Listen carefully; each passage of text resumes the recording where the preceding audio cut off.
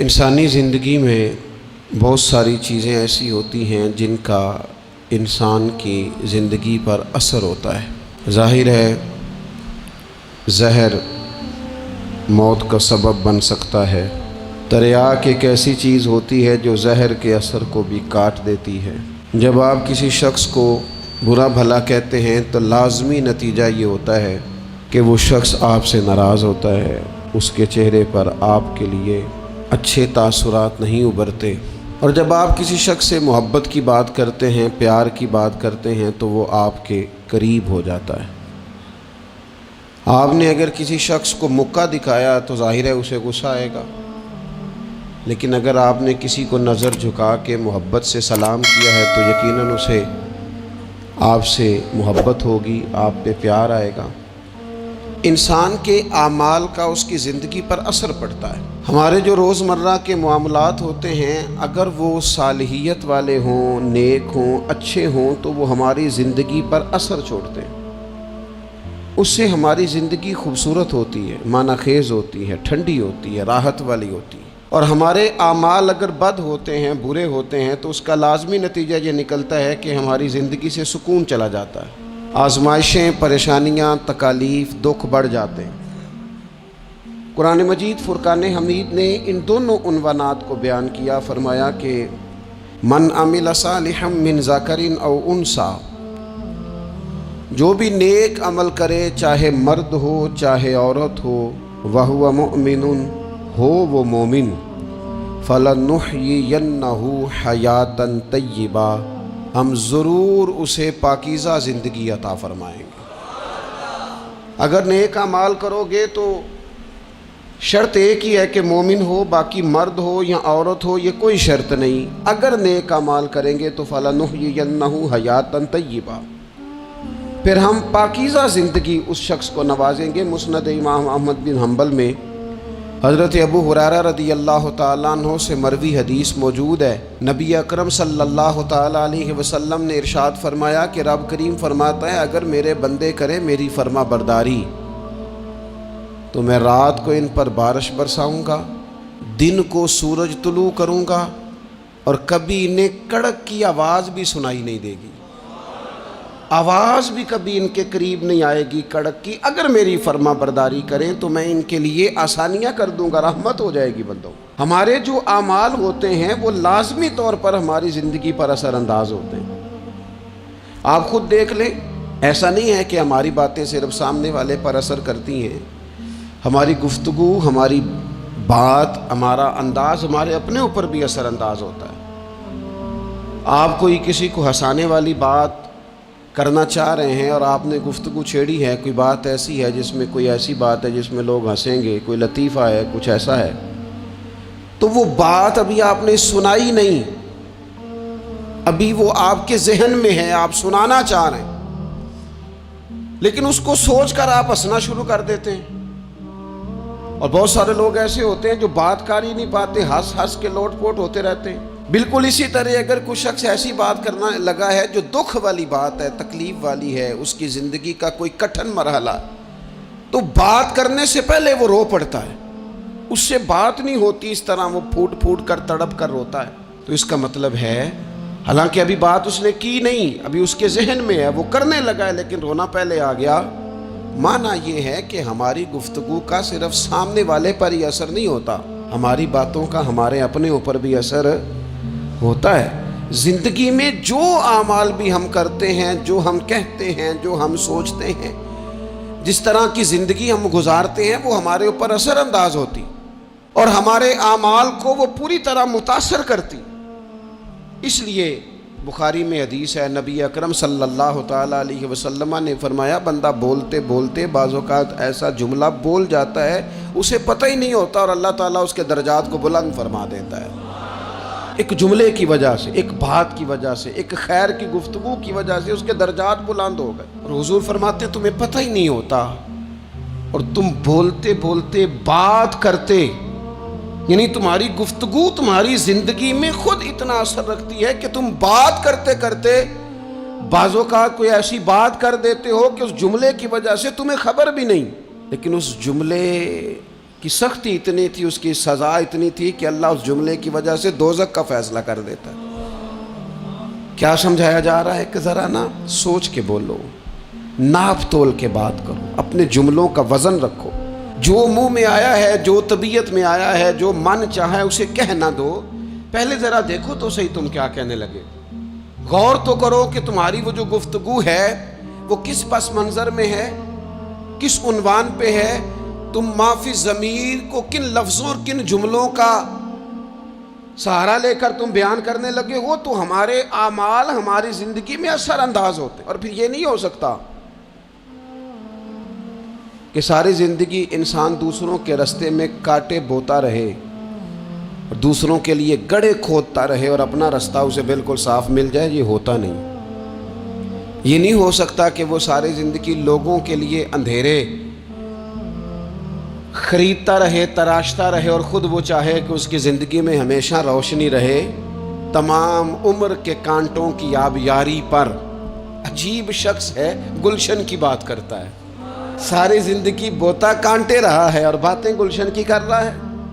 ساری زندگی اس نے فصل وہ بوئی ہے جو لوگوں کو کاٹ دے گی، اور بات خوشبو اور پھولوں کی کر رہا ہے۔ تمام عمر کے کانٹوں کی آبیاری پر عجیب شخص ہے، اب گلشن کی بات کرتا ہے۔ یہ کیسے ہوگا؟ تو لوگوں کے لیے کھڈے کھودتا رہا ہے اور تیرے رستے کے اندر سپیڈ بریکر بھی کوئی نہ آئے، کوئی چیز تیرے لیے تکلیف کا، یہ ہو نہیں سکتا۔ اللہ کریم نے قرآن مجید میں بالکل اس عنوان کو بیان کیا، فرمایا وما اصابکم من مصیبت فبما کسبت ایدیکم ویعفو عن کثیر۔ فرمایا تمہیں جو بھی مصیبت پہنچتی ہے وہ تمہارے ہاتھوں کے کمائے ہوئے اعمال کی وجہ سے پہنچتی ہے۔ ویعفو عن کثیر، اور بہت کچھ تو وہ معاف فرما دیتا ہے۔ کچھ اعمال کی سزا تمہیں ملتی ہے، زیادہ باتیں تو مالک مہربان ہے، اپنے فضل سے معاف فرما دیتا ہے۔ اپنی زندگی میں اعمال حسنہ سے اپنے آپ کو آراستہ کریں۔ آپ یقین کریں، ہم جو خیر کا عمل کرتے ہیں تو وہ ہماری زندگی میں بڑے اثرات ڈال کے جاتا ہے۔ یہ جو شر ہوتا ہے اس کا نقصان صرف سامنے والے کو نہیں ہوتا، یہ شر جب پھیلتا ہے تو وہ ہمارے گھروں کو بھی لپیٹ میں لے لیتا ہے۔ معاذ اللہ یہ شر جب پھیلتا ہے تو پھیلانے والے کو بھی اپنی لپیٹ میں لے لیتا ہے۔ جب لوگ آگ جلاتے ہیں پھر یہ تو نہیں نہ ہوتا کہ آگ یہ دیکھتی ہے کہ میں نے اس شخص کو تپش دینی ہے اور اس کو نہیں دینی، وہ تو برابر جلاتی ہے، تو برابر نقصان کرتی ہے، وہ تو برابر لوگوں کی طبیعتوں کے اندر اندھیرا کرتی ہے۔ تو اعمال پر غور کریں، زندگی میں غور کریں، رستہ آخر کون سا ہے۔ میں نے دیکھا ہے کچھ لوگ مستقل بنیادوں پر لگے ہوئے اور وہ اپنے آپ کو آراستہ نہیں کرتے اچھے اعمال کے ساتھ، وہ کسی کرشمے کے منتظر ہیں، کسی دعا کے انتظار میں، کوئی تعویذ چاہتے ہیں۔ وہ کہتے ہیں کوئی آئے اور کچھ ایسا کر جائے کہ ہماری زندگی بدل جائے۔ اپنے اعمال پر توجہ دیں، اپنے روزمرہ کی چیزوں کو دیکھیں کہ ایسا نہیں ہوتا کہ ہم کوئی ایسی چیز کھا لیں جو ہماری طبیعت کے ساتھ فٹ نہ ہوتی ہو تو ہمارا سارا سکون لے نہیں جاتی۔ ہم کوئی ایسی غذا استعمال کر لیں جو ہماری بیماری کو بڑھا دے تو وہ ہمارے لیے آزمائش کا سبب نہیں بن جاتی۔ تو بھائی ہمیں ان غلطیوں کا بھی پتہ ہوتا ہے کہ جو غلطیاں ہم کرتے ہیں تو ہماری زندگی بے چین ہو جاتی۔ ہمیں ان خطاؤں کا پتہ ہے کہ جن خطاؤں کی وجہ سے ہمارے لیے بہت تکلیف اور بہت آزمائش ہو جاتی ہے، یہ کسی کو کم پتہ ہوتا ہے۔ اور میں نے کسی سے ایک لفظ سنا تھا، میرے ذہن میں رہ گیا، کسی سیانے نے کہا تھا بندہ اپنا آپ ڈاکٹر ہوتا ہے، بندہ اپنا آپ طبیب ہوتا ہے، بندہ اپنا آپ ہی حکیم ہوتا ہے۔ اسے پتہ ہوتا ہے اس چیز سے طبیعت ٹھیک ہوتی ہے، اس چیز سے طبیعت خراب ہوتی ہے۔ وہ خود جا کے ڈاکٹر کو بتا رہا ہوتا ہے، وہ میں ذرا بد پرہیزی کر بیٹھا ہوں۔ او بھائی تو نیکی اور بدی کے معاملے میں بھی اپنا ڈاکٹر بن، غور کر۔ کسی کو پتہ نہیں تیرے بارے میں پتہ ہو کہ نہ ہو، تجھے تو پتہ ہے نا سارا۔ دوسروں کی غلطیوں کا شک ہوتا ہے، اپنا تو بندے کو پاک ہوتا ہے۔ تے پتہ سارا ہے سردار نو کیتیاں دا، اسے ساری خبر ہے، من نانم کے من دانم۔ یہ ساری زندگی اپنی کوتاہیاں دوسروں پہ ڈالے، یہ دوسروں کو اپنی غلطیوں کا ذمہ دار بنائے، یہ پیچھے رہنے کی وجہ کسی اور کو قرار دے، اس کی مرضی ہے، جان چھڑانا چاہ رہا ہے. ورنہ یہ یاد رکھیے کہ انسان کو خبر ہوتی ہے کہ میری زندگی کے اندھیروں کا سبب کیا ہے. اسے پتہ ہوتا ہے کہ یہ جو عمارت انکمپلیٹ رہ گئی ہے تو میں کہاں سست ہوا تھا تو رہ گئی. جس طرح اعمال حسنہ، میں نے دونوں مقام قرآن مجید کے آپ کے سامنے رکھے، جس طرح اعمال حسنہ نور پیدا کرتے، جس طرح نیکی زندگی میں سرور لاتی ہے. من عمل صالحا من ذکر او انثی وهو مؤمن فلنحیینہ حیاۃ طیبہ. جو بھی نیک اعمال کرے، مرد ہو یا عورت ہو، شرط ہے کہ مومن ہو. فلنحیینہ حیاۃ طیبہ، ہم اسے پاکیزہ زندگی عطا فرمائیں گے اور ضرور پاکیزہ زندگی عطا کریں گے. ساتھ ہی قرآن مجید نے آگے جا کر ایک اور مقام پر یہ بھی کہہ دیا کہ وما اصابکم من مصیبت فبما کسبت ایدیکم ویعفو عن کثیر.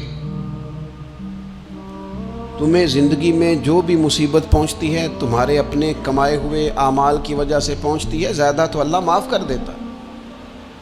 اور نبی پاک صلی اللہ تعالی علیہ وسلم نے ان الفاظ کے ساتھ اس مضمون کو بیان کیا. فرمایا نیکی وہ ہے جو تیرے دل کو سکون عطا کرے. اب اس پر بھی غور کر لینا چاہیے کہ اگر کسی کی نیکی بھی اسے سکون نہیں دے رہی، اس نے اتنا راشن بانٹا ہے پھر بھی طبیعت کو سکون نہیں، تو پھر وہ دیکھ لے نیکی تو ہے پر ذرا معیاری نہیں ہو سکی، نیکی تو ہے پر رضائے الہی والی نہیں ہے. اس نے بڑے خیر کے کام کیے ہیں پر طبیعت پھر بھی بے قرار ہے. اس کا مطلب یہ ہے کہ نیکی تو ہے پر کہیں کہیں اس میں دکھاوا آ گیا ہے. حضور فرمانے لگے نیکی وہ ہے جو تیرے دل کو قرار عطا کرے، اور فرمایا گناہ وہ ہے، بدی وہ ہے جو تیرے دل میں کھٹکے اور تو اس بات سے ڈرے کہ کہیں لوگوں کو پتہ نہ چل جائے. وہ بدی ہے، وہ شر ہے، وہ خوف ہے.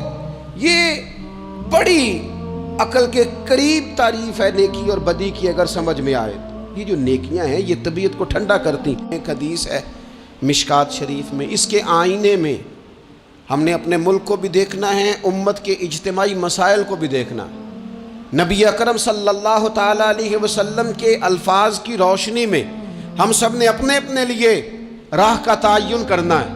اللہ کے پیارے حبیب صلی اللہ تعالی علیہ وسلم نے فرمایا جب کسی قوم میں خیانت ظاہر ہوتی ہے اور پھر وہ خیانت کھلم کھلا ہونے لگتی ہے اعلانیہ، رشوت کا نام لوگوں نے تحفہ نہیں رکھ لیا، گفٹ نہیں رکھ لیا، کھلم کھلا نہیں سارا کچھ ہو رہا. کھا گئی اس ملک کو کمیشن، کھا گئی. یعنی جو آدمی جس کو پیرے پہ بٹھایا تھا نا، پیرے دار بنایا تھا، وہ کمیشن ایجنٹ بن گیا.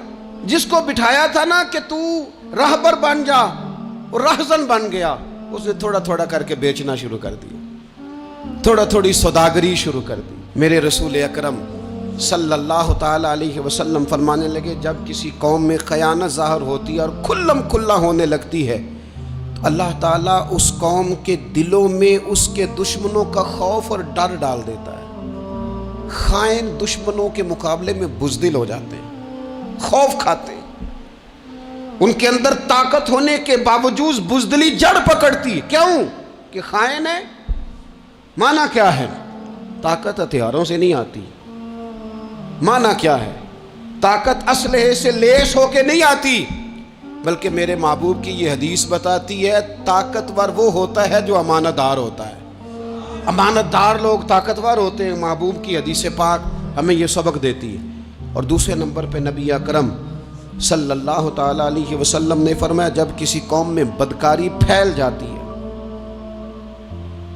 اور عام ہو جاتی ہے، حضور علیہ الصلوۃ والسلام فرماتے ہیں پھر اس قوم میں بکثرت موتیں ہونے لگتی ہیں. بسوں کی بسیں الٹ گئیں،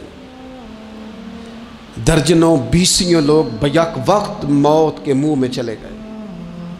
حضور فرماتے ہیں کہ یہ وہ سزا ملتی ہے اس قوم کو جو بدکاری کو عام کر دیتی ہے. کس قدر فروغ دیا گیا گندی گفتگو کو، کس قدر زیادہ عام ہو گئے کچے اور بیہودہ جملے، کس قدر زیادہ لوگوں میں وہ چیزیں عام کی گئیں جو کوئی بھی مہذب معاشرہ اپنے بچوں اور بہن بھائیوں میں بیٹھ کر ان کا سننا اور بولنا پسند نہیں کرتا. خوش مزاجی کے نام پر کیا زہر گھولا گیا نئی نسل کے وجود میں کہ وہ کہاں کہاں گفتگو پہنچ گئی اور کیا کیا بات ہوئی اور کس طرح معاذ اللہ ذو معنی باتیں، ایسی گفتگو جو شریف النفس آدمی اور وزادار آدمی ویسے ہی پسند نہیں کرتا، وہ عام ہو گئی اور جوانوں میں عام ہوئی۔ اس قوم میں جس کو کل کو آپ نے مامار بنانا تھا، جس کے آپ نے باغ ڈور دینی تھی، اس کے ہاں یہ چیزیں عام ہوئی۔ اور پھر تیسرے نمبر پر رسول رحمت صلی اللہ تعالی علیہ وسلم نے فرمایا جو قوم ناپ تول میں کمی کرنے لگتی ہے، پیمانے اور ترازو ٹھیک نہیں رکھتی، اس قوم کی روزی کاٹ دی جاتی ہے، برکت اٹھ جاتی۔ سارا دن محنت کرتے ہیں لوگ، سارا دن تجارتیں ہوتی ہیں، سالوں بیت گئے کمائیاں کرتے، دادا بھی، بیٹا بھی، پوتا بھی، 4 بھائی بھی لگے ہوئے، کمائی پہ کمائی، محنت پہ محنت، کوئی ملک سے باہر ہے، کوئی ملک کے اندر جدوجہد کر رہا ہے، کوئی کہیں ہے، کوئی کہیں ہے، لیکن برکت کٹ گئی۔ کیوں؟ اس لیے کہ لیتے وقت اس کا انداز اور ہے اور دینے لگتا ہے تو پھر اس کا انداز اور ہے۔ جب کسی سے وصولی کرتا ہے تو اسے کہتا ہے خدا کا خوف کر، اور جب خود دینے لگتا ہے تو پھر یہ بھول جاتا ہے، پھر اسے یاد ہی نہیں رہتا۔ حضور فرماتے ہیں جب قومیں ناپ تول میں کمی کرتی، پیمانے کمزور کر لیتی، یہ جب لوگوں کو کاٹ کے دینے لگتی ہیں تو پھر ان کی روزی کٹ جاتی ہے۔ اور میرے نبی اکرم صلی اللہ تعالی علیہ وآلہ وسلم نے ارشاد فرمایا جو قوم ناحق فیصلے کرنے لگتی ہے، ہوئے ہوئے قاضی تیرے قول سے ڈر لگتا ہے۔ جب قاضی بکنے لگتے ہیں، جب فیصلے خریدے جاتے ہیں، جب عدالتوں کے ریٹ لگتے ہیں، جب من چاہے فیصلے لیے اور دیے جاتے ہیں، رسول کریم صلی اللہ تعالی علیہ وسلم نے فرمایا جو قوم ناحق فیصلے کرنے لگتی ہے اس قوم میں خون ریزی پھیل جاتی۔ جب مجرم کو سزا نہیں ملتی تو پھر میں نے دیکھا ہے کئی دفعہ وہ لوگ جو بڑے اچھے طریقے سے تھرو پراپر چینل گئے تھے کہ میں دروازہ کھٹکھٹاؤں گا عدالت کا، لیکن جب وہاں سے انصاف نہ ملا تو پھر قلم اٹھانے والے ہاتھوں میں بندوق آئی، پھر محبت بانٹنے والوں نے نفرتوں کے جملے بولے، پھر لوگوں نے کہا حق مل نہیں رہا تو اب چھینیں گے۔ اللہ کے محبوب علیہ السلام نے پہلے سے ہمیں آگاہ کیا۔ حضور فرمانے لگے جو قوم ناحق فیصلہ کرنے لگتی ہے اس میں پھر خون ریزی عام ہو جاتی ہے۔ اگر وقت پر فیصلے ہونے لگیں اور صحیح ہونے لگیں تو قوم قتل و غارت گری سے بچائی جا سکتی۔ اس لیے اس قاضی کو، اس جج کو سوچنا چاہیے کہ تو مت سمجھنا کہ میں نے 2 لوگوں کے بیچ فیصلہ کیا ہے، تیرے ذمہ داری ہے، تیری ڈیوٹی ہے کہ تیرا فیصلہ قوم کو قتل و غارت کی طرف بھی لے جائے گا اور تیرا فیصلہ سوسائٹی میں امن بھی پیدا کر دے گا۔ اس لیے فرمایا گیا کہ جس بندے کے ذمہ فیصلہ کرنا لگایا گیا ہے وہ تو بغیر چھری کے ذبح کر دیا گیا۔ سوچ سمجھ کر فیصلے۔ کتنا شوق ہے لوگوں کو سرپنچ بننے کا، کتنا شوق ہے قاضی بننے کا، کتنا شوق ہے فیصلے کرنے کا، یہ مشکل ترین کام، اس میں کوئی سوچ سمجھ کے آئے۔ اور پھر میرے نبی اکرم صلی اللہ تعالی علیہ وسلم نے فرمایا جو قوم عہد شکنی کرتی ہے، بد عہدی کرتی ہے، اللہ تبارک و تعالیٰ اسے سزا یہ دیتا ہے کہ اس کے دشمن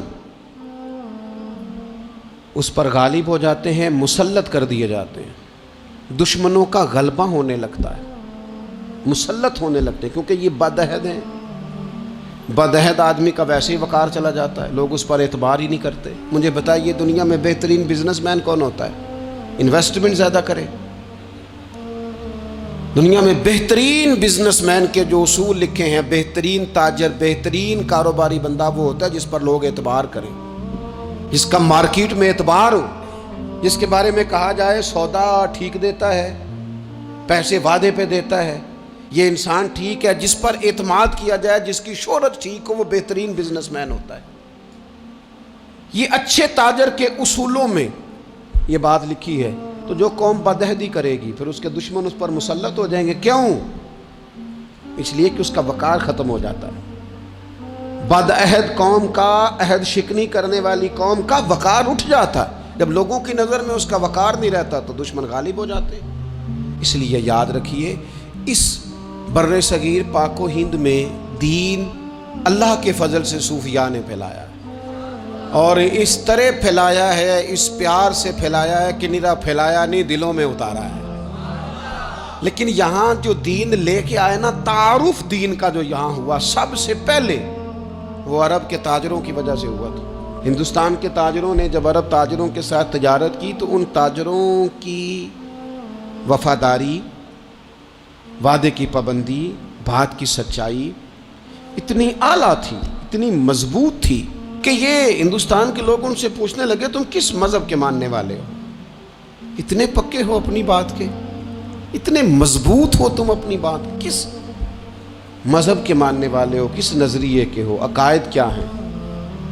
انہوں نے کہا کہ ہم محمد عربی صلی اللہ علیہ وسلم کے دین کے پیروکار ہیں۔ آپ میری بات کو سمجھ لیجئے گا، دین صرف تبلیغ سے نہیں پھیلتا، صرف تقریر سے نہیں پھیلتا، فقط واعظ و نصیحت سے نہیں پھیلتا، دین معاملات سے بھی پھیلتا ہے۔ آپ کا لینا دینا کس طرح کا ہے، آپ کا لوگوں کے ساتھ ربط کس انداز کا ہے، یہ ساری باتیں بھی آپ کا کردار آگے پھیلاتا۔ عرب تاجروں کی وجہ سے یہاں دین کا تعارف ہوا تو ہمارے اچھے اعمال ہماری زندگی پر اثر انداز ہوتے ہیں۔ اپنی زندگی سے ایک ایک کر کے کوتاہیوں کو نکال